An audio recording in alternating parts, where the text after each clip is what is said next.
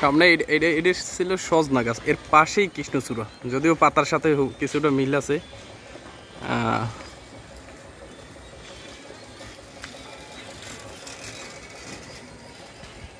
বেশ সুন্দর লাগতেছে কৃষ্ণচূড়া।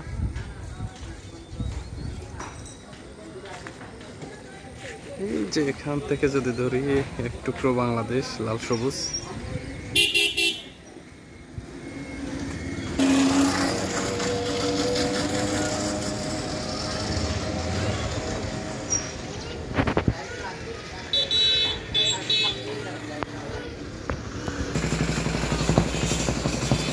সব কালেকশন হয়েছে কৃষ্ণচূড়া গাছের। আর এই রাস্তার একটু পর পর যত হাঁটি ততই দেখি সব কৃষ্ণচূড়া গাছ, খুব সুন্দর লাগতে আছে। এই যে কৃষ্ণচূড়া, লাল সবুজের বাংলাদেশ।